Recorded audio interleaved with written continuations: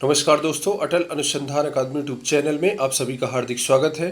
दोस्तों, सुबह के इस वीडियो में मैं ऐसी सूचनाओं के साथ उपस्थित हूं जो आज के विभिन्न समाचार पत्रों में छाई हुई हैं एवं विद्यार्थी जीवन के लिए बहुत ही महत्वपूर्ण है। तो देखते हैं ऐसी कौन कौन सी सूचनाएं हैं। दोस्तों, सूचनाओं को शुरू करने से पहले एक महत्वपूर्ण बात मैं आपको बताना चाहूँगा। यदि आपने अभी तक हमारे चैनल अटल अनुसंधान अकादमी यूट्यूब चैनल को सब्सक्राइब ना किया हो तो ज़रूर सब्सक्राइब कर लें, बेल आइकन को प्रेस कर लें ताकि कोई भी नोटिफिकेशन सबसे पहले आपको मिल जाए। दोस्तों, यहाँ पर UGC NET JRF assistant professor, PGT, TGT, GIC lecturer, LT grade व अन्य प्रतियोगी परीक्षाओं की तैयारी कराई जाएगी। ये हमारा व्हाट्सएप नंबर है 8543856728। इस पर मैसेज करके आप हमारे व्हाट्सएप ग्रुप से भी जुड़ सकते हैं। अब नज़र डालते हैं आज की महत्वपूर्ण खबरों पर। दोस्तों, खबरों को शुरू करने से पहले एक और भी बहुत ही महत्वपूर्ण बात है। यहाँ पर आप देख रहे हैं भूगोल विषय से विभिन्न प्रतियोगी परीक्षाओं की तैयारी कर रहे हैं छात्रों के लिए मेरे द्वारा 3 प्रकार की टेस्ट सीरीज का आयोजन किए जाने की योजना है। यहाँ पर आप देख रहे हैं भूगोल योद्धा express first online test series for UGC NET JRF SET SLET CRET assistant professor. तो जो छात्र इन परीक्षाओं की तैयारी करना चाहते हैं या कर रहे हैं उन छात्रों के लिए ये टेस्ट सीरीज पूरी तरह से समर्पित है। ऐसे छात्र इस टेस्ट सीरीज को ज्वाइन कर सकते हैं। इसके बाद दोस्तों, जो दूसरी महत्वपूर्ण टेस्ट सीरीज है यहाँ पर आप देख रहे हैं भूगोल योद्धा express second online test series for PGT. ऐसे छात्र जो विभिन्न राज्यों में भूगोल विषय से पीजीटी परीक्षाओं की तैयारी कर रहे हैं, ऐसे छात्रों के लिए समर्पित यह टेस्ट सीरीज। ऐसे छात्र इस टेस्ट सीरीज को जरूर ज्वाइन करेंगे। इसके बाद एक और महत्वपूर्ण टेस्ट सीरीज है भूगोल योद्धा express third online test series for TGT. यहाँ पर टीजीटी है। तो ऐसे छात्र जो उत्तर प्रदेश में, मध्य प्रदेश में, बिहार, छत्तीसगढ़, विभिन्न राज्यों में भूगोल विषय से टीजीटी की तैयारी कर रहे हैं, ऐसे छात्रों के लिए समर्पित यह टेस्ट सीरीज और छात्र इस टेस्ट सीरीज को ज्वाइन कर सकेंगे। इसके बाद दोस्तों, अब नज़र डालते हैं आज की महत्वपूर्ण खबरों पर। तो यहाँ पर आप देख रहे हैं गजब 69,000 शिक्षक भर्ती में सिर्फ 3 ने किया फर्जीवाड़ा। तो बात वही वाली है, खोदा पहाड़ निकली चुहिया। इतनी बड़ी जांच, इतनी बड़ी भौकाल, इतने दिनों तक जांच और फर्जीवाड़ा में सिर्फ 3 लोग ही पाए गए हैं। तो आप देख रहे हैं यहाँ पर 69,000 शिक्षक भर्ती की जांच कर रही एसटीएफ ने अपनी विवेचना पूरी कर ली है। इस फर्जीवाड़े में 20 अभ्यर्थी आरोपी बनाए गए थे, लेकिन जिन सहायक शिक्षक भर्ती के टॉपर अभ्यर्थियों की सूची पर सवाल उठे थे उनमें किसी का नाम एसटीएफ ने अपनी जांच में उजागर नहीं किया। इस प्रकरण में सिर्फ 3 अभ्यर्थी जेल भेजे गए जिनके नाम सुराव पुलिस ने उजागर किया था। यहाँ पर दोस्तों क्लियर दिख नहीं रहा है, फिर भी आप यहाँ देख रहे हैं कि ऐसी भर्ती जो फॉर्म निकलने से लेकर के आज तक विवादों में ही घिरी रही है, इसमें सिर्फ 3 अभ्यर्थी ही फर्जीवाड़ा में पाए गए हैं। और यहाँ पर अभी आप देख रहे हैं 2 शिक्षक भर्ती, दोनों में मेधावी चयन सूची से बाहर। अजीब संयोग है, परिषदीय प्राथमिक विद्यालयों में शिक्षक चयन की 2 भर्तियां पूरी हुई और दोनों में चयन सूची से मेधावी बाहर हो गए। दोनों में अंतर इतना है कि पिछली भर्ती में बाहर होने वाले अधिकांश अभ्यर्थी सामान्य व ओबीसी वर्ग के थे। इस बार ओबीसी एवं एसटी अभ्यर्थी बहुतायत में हैं।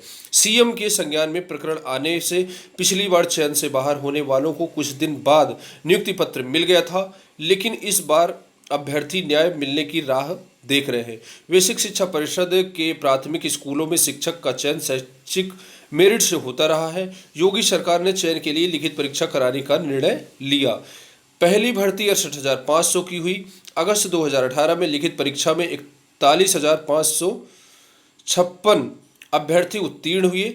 सभी से ऑनलाइन जिला वरीयता ली गई। उस समय 843 ने आवेदन ही नहीं किया था।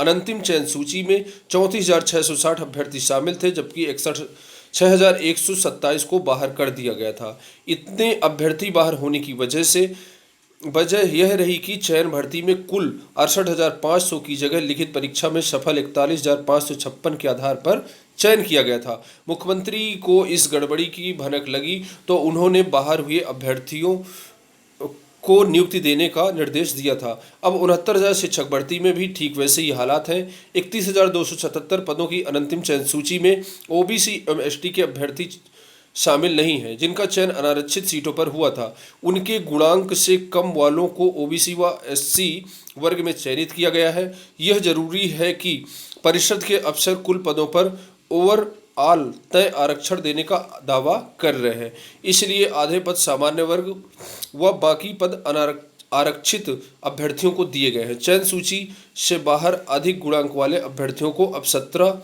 नवंबर का इंतजार कर रहे हैं, जब एनआईसी की रिपोर्ट आएगी कि आखिर वह कैसे बाहर कर दिए गए। तो दोस्तों, ये शिक्षक भर्ती फॉर्म आने से लेकर के अब तक विवादों में ही फंसी रही है। फिर भी 31,000 लोगों का तो चयन हो ही गया है और भर्ती पर एक तरफ जो है इसका पूरी तरह से विरोध छात्र कर रहे हैं। यहाँ पर आप देख रहे हैं, नियुक्ति की मांग को लेकर बेसिक शिक्षा कार्यालय पर धरने पर बैठे अभ्यर्थियों को पुलिस ने हटाया। बेसिक शिक्षा परिषद कार्यालय में आंदोलनकारियों पर बल प्रयोग किया गया। 69,000 सहायक अध्यापक भर्ती परीक्षा में आवेदन पत्र की गलती सुधारने के लिए 4 दिन से धरने पर बैठे अभ्यर्थियों पर बृहस्पतिवार देर शाम पुलिस ने बल प्रयोग कर बेसिक शिक्षा परिषद कार्यालय से हटा दिया। इस दौरान कुछ अभ्यर्थी घायल भी हो गए। हालांकि सचिव बेसिक शिक्षा परिषद के आश्वासन के बाद अभ्यर्थियों ने धरना स्थगित कर दिया। उनका कहना था कि सचिव प्रताप सिंह बघेल ने फोन पर उनकी समस्या को दूर करने के लिए 2 नवंबर तक का समय मांगा है। शिक्षक भर्ती में ऑनलाइन आवेदन में मानवीय भूल सुधारने के लिए अभ्यर्थियों का आंदोलन जारी है। धरने पर बैठी ममता सुमन का कहना था कि 4 दिन से लगातार हम सब अपनी मांगों को लेकर बेसिक शिक्षा परिषद कार्यालय पहुंच रहे हैं। उनके साथ पुलिस ऐसा व्यवहार बर्दाश्त योग्य नहीं है। रोहित तिवारी एवं तुषार का कहना था कि सचिव बेसिक शिक्षा परिषद कार्यालय आते नहीं हैं और दूसरे अधिकारी हमारी बात सुनते नहीं। हालांकि सचिव ने 2 नवंबर तक का समय लिया है। यदि मांग नहीं मानी गई तो आगे फिर आंदोलन होगा। धरने पर बैठने वालों में प्रमुख रूप से आशीष त्रिपाठी, स्वाति सिंह, बबली पाल आदि मौजूद रहे। इस प्रकार से दोस्तों, त्रुटि सुधार का मामला अभी भी सॉल्व नहीं हो पा रहा है। अधिकारी सुनने को तैयार नहीं है। उधर छात्र आंदोलन करने के लिए मजबूर हो रहे हैं और छात्रों पर लाठियां बरसाई जा रही हैं। नौकरी देने की बात तो बहुत दूर, छात्रों पर लाठियां बरसाई जा रही हैं। ये बहुत ही दुर्भाग्यपूर्ण है। योग्यता की यहाँ पर कोई वैल्यू नहीं है। ओबीसी, एससी, जनरल, बस एसटी यही ही रह गया है। जनरल अगर कुछ सिलेक्ट हो गए हैं तो ओबीसी एसटी को सूट नहीं कर पा रहा है, और ओबीसी एसटी यदि चयनित हो गए हैं तो उनको भी सूट नहीं कर पा रहा है। इस तरह से ये भर्ती पूरी विवादों में घिरी हुई है और योग्यता हमेशा मार खा रही है, चाहे ओबीसी हो, जनरल हो, एससी हो, एसटी हो। मैं तो कहता हूँ पूरा ख़त्म कर दो ये नौटंकी और पूरी तरह से जो है योग्यता के आधार पर ही वैकेंसी भरी जाए पूरी तरह से। यहाँ पर एक अगली महत्वपूर्ण न्यूज है, यहाँ पर आप देख रहे हैं, आबकारी भर्ती लिखित परीक्षा के नतीजे घोषित। उत्तर प्रदेश अधीनस्थ सेवा चयन आयोग ने आबकारी सिपाही में 405 पदों के लिए लिखित परीक्षा का परिणाम गुरुवार को घोषित कर दिया। शारीरिक परीक्षा के लिए 4,902 अभ्यर्थियों को अर्ह पाया गया है। परीक्षा परिणाम हाईकोर्ट के फैसले के अधीन जारी रखा गया है, इसलिए हाईकोर्ट का जो फैसला हो गया उसे अंतिम माना जाएगा। तो यहाँ पर आबकारी लिखित परीक्षा के नतीजे कल घोषित कर दिए गए थे। मदरसों के छात्र भी ले सकेंगे स्काउट और गाइड का प्रशिक्षण।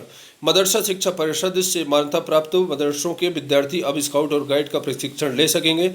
उनमें अनुशासन, राष्ट्रीय एकता, सेवा कार्य की भावना का भी विकास होगा।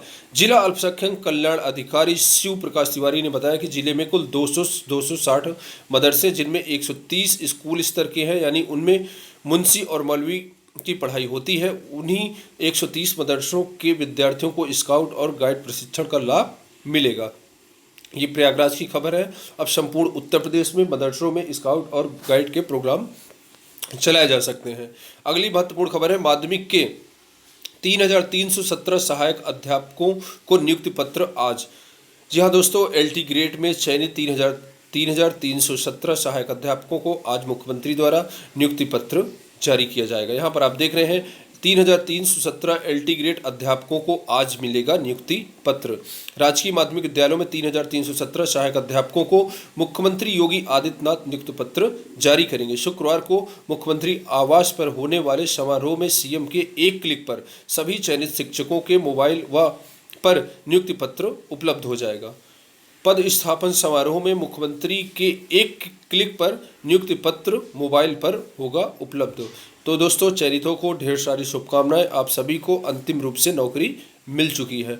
आप सभी के उज्जवल भविष्य के लिए ईश्वर से प्रार्थना करते हैं। यहाँ पर आप देख रहे हैं अगली महत्वपूर्ण न्यूज है, शिक्षक भर्ती में 3000 से अधिक पद खाली। जहाँ दोस्तों LT ग्रेड भर्ती से जुड़ी हुई ये खबर है। 26 महीने की लंबी कवायद प्रतियोगियों के आंदोलन के बाद LT ग्रेड शिक्षक भर्ती 2018 के सारे विषयों का रिजल्ट जारी हुआ, लेकिन 3220 पद खाली रह गए। परीक्षा में असफल अभ्यर्थी खाली पदों पर जल्द ही भर्ती की मांग उठाने लगे हैं, लेकिन आयोग मौन है। भर्ती कौन और कैसे कराएगा यह तय नहीं है। इससे खाली पद भरने का मामला लंबा खिंच सकता है। यूपी के मुख्यमंत्री अखिलेश यादव ने 2016 में मेरिट के आधार पर 9300 से अधिक पदों की LT ग्रेड शिक्षक भर्ती निकाली थी। सत्ता बदलने पर योगी सरकार ने लिखित परीक्षा कराने का निर्णय लिया था। सीटें बढ़ाकर 15 विषयों में 10,768 कर दी गई। इनमें 7,63,317 आवेदन हुए। पिछले दिनों सारे विषयों का रिजल्ट जारी कर दिया। योग्य अभ्यर्थी न मिलने के कारण 3,520 पद खाली रह गए। आयोग इस पर मौन है। अब ये 3,520 पद ये और भी जो भी पद खाली हुए हैं 18 से लेकर के अब तक में, तो लगभग 5 से 6,000 पद हो सकते हैं। अब इनके लिए विज्ञापन कब जारी होगा, भर्ती कौन कराएगा, इस सब में अभी संशय बरकरार है। उधर एक और मामला है जो नए आयोग का है। सरकार ने उसको बेवजह में उलझा रखा है। नया आयोग, नई भर्ती, नया कमीशन, ये सब नाटक में उलझा रखा है। अब देखते हैं कि नई शिक्षा नीति, इन सब के बाद ये भर्ती कब पूरी होती है, कब नई वैकेंसी आएगी, इसका छात्रों को इंतजार रहेगा। त्रुटि संशोधन के लिए सचिव को 1 हफ्ते का समय, धरना स्थगित। ये प्राइमरी की खबर ही जो पिछले ऊपर बता दिया है कि अगली महत्वपूर्ण न्यूज है, असिस्टेंट प्रोफेसर की नई भर्ती शुरू करने की तैयारी। उच्चतर शिक्षा सेवा आयोग को मिल चुका है 2016 पदों का अधियाचन। जल्द ही स्पष्ट होगी क्षैतिज आरक्षण की स्थिति। तो दोस्तों, जैसा कि आप जानते हैं, उत्तर प्रदेश असिस्टेंट प्रोफेसर भर्ती के बारे में मैं अपने चैनल के माध्यम से हमेशा न्यूज़ देता रहता हूं, लेकिन 2019 से लेकर के 20 पूरा कंप्लीट होने को है और कम से कम 1000 बार ये अमर उजाला, दैनिक जागरण, हिंदुस्तान में ये खबर छपी है, किंतु आज तक भर्ती नहीं आई। कभी ऊर्ध्वाधर आरक्षण का मामला, कभी क्षैतिज आरक्षण का मामला, और कभी नया आयोग, नया कमीशन, नया, ये सब नए नए के चक्कर में ये भर्ती फंसी हुई है और आज तक इनकी जो है तकनीकी अड़चन दूर नहीं हो पाई है। मैं कहता हूं कि उच्चतर शिक्षा सेवा आयोग के सभी कर्मचारियों का वेतन रोक दिया जाए, 1 महीने के लिए रोक दिया जाए। 1 महीने में सारी अड़चनें दूर हो जाएंगी। छात्र नेट JRF PhD कर करके बैठे हुए हैं और इनकी तकनीकी अड़चनें दूर नहीं हो रही हैं। पिछली बार 2016 में 1150 भर्ती के लिए विज्ञापन जारी किया गया था और वो वो भर्ती कहीं ना कहीं से पूरी हो गई है। शिक्षा शास्त्र का रिजल्ट आना भी बाकी है। तो 16 से लेकर के 20 तक इनकी तकनीकी अड़चन बनी रही है। अब देखते हैं कि ये अड़चन कब दूर हो पाएगी। यहाँ पर आप देख रहे हैं शिक्षा शास्त्र का रिजल्ट आने की जगी उम्मीद, कई विभागों ने नहीं दिया अध्याचन। यहाँ पर आप देख रहे हैं उत्तर प्रदेश के अशासकीय सहायता प्राप्त डिग्री कॉलेजों में असिस्टेंट प्रोफेसरों के खाली पदों के लिए उच्चतर शिक्षा सेवा आयोग ने विज्ञापन संख्या 47 के तहत भर्ती निकाली थी, जिसके लिए 35 विषयों के सापेक्ष 34 का रिजल्ट घोषित किया जा चुका है, जबकि शिक्षा शास्त्र विषय का रिजल्ट अभी घोषित नहीं हुआ। जल्द उक्त विषय का रिजल्ट जारी होने की उम्मीद है। तो इस प्रकार से दोस्तों ये भर्ती पूरी हो चुकी है। अब नई भर्ती का इंतजार छात्रों को बेसब्री से है। अब देखते हैं नई वैकेंसी कब तक आ रही है। इसके बाद महिलाओं की भर्ती करेंगे 43% स्टार्टअप्स। यहाँ पर आप देख रहे हैं केंद्र सरकार की ये महत्वपूर्ण खबर है। नौकरी की तलाश कर रही महिलाओं के लिए स्टार्टअप और सूक्ष्म, लघु और मझौले उद्योग नई सौगात लेकर आने वाले हैं। अगले 6 माह में इन क्षेत्रों से जुड़ी कंपनियां जमकर नौकरियां देने की तैयारी कर रही हैं, जिनमें ज़्यादातर हिस्सेदारी महिलाओं की होगी। लोकल सर्किल की एक रिपोर्ट में यह बात सामने आई है। सर्वे के अनुसार 43% कंपनियों ने कहा है कि वह अगले 6 माह में महिलाओं की भर्ती की योजना बना रही हैं। पिछले 8 माह में स्टार्टअप और MSME को मुश्किलों का सामना करना पड़ा, अब स्थिति सुधरने लगी है।